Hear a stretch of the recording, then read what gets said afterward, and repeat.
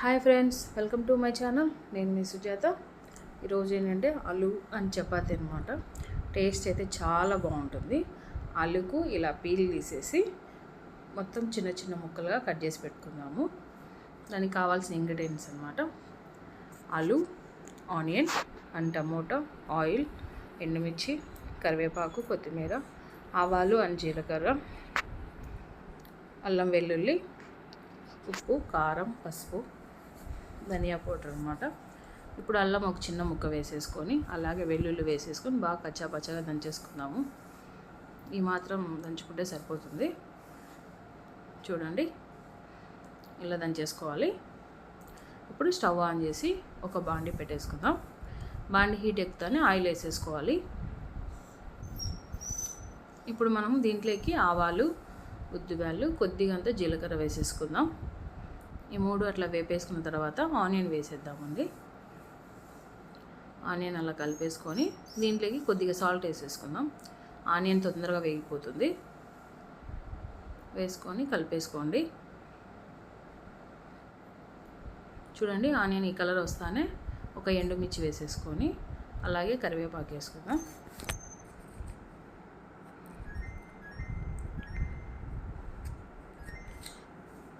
కరివేపాకు వేయకుండానే ఇందాక దంచి పెట్టుకున్నాం కదా అల్లం వెల్లుల్లి పేస్ట్, అది వేసేద్దాం. అది పచ్చివాసన పోయేంత వరకు వేపుకుందాము. ఇప్పుడు టమోటా వేసుకుందామండి. టమోటా బాగా వేపేసుకోవాలి మగ్గిపోయేంత వరకు. అలాగే పసుపు వేసుకోండి.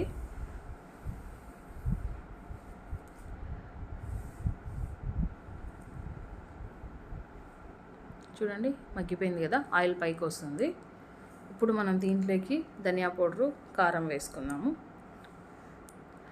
తగినంత వేసుకోండి, లేదా ఒక స్పూన్ ధనియా పౌడరు, 1.5 స్పూన్ కారం వేసుకోండి. ఎందుకంటే మాది స్పైస్ తక్కువ ఉంటుందని చెప్పాను కదా, అందుకనమాట.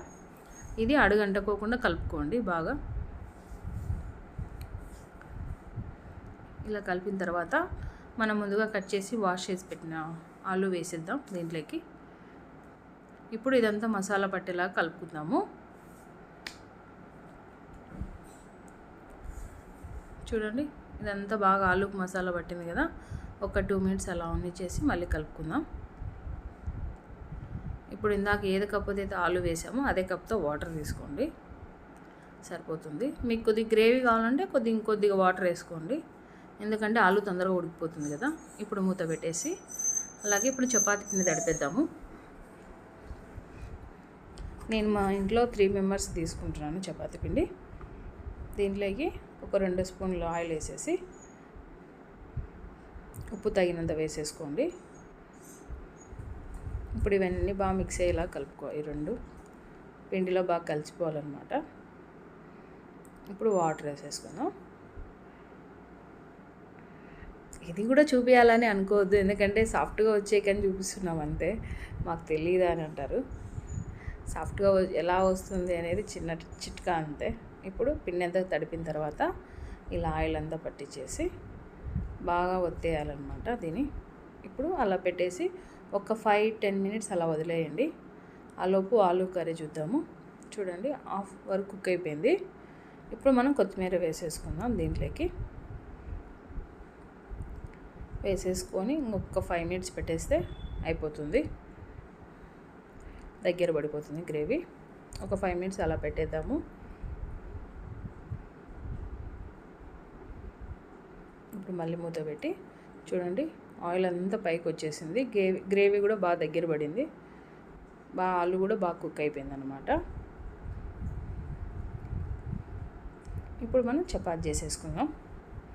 నేను ముందుగా నానబెట్టి పెట్టాను కదా, ఇలా ఒకటి పిండి వంట తీసుకొని లైట్గా ఆయిల్ అనేసుకొని.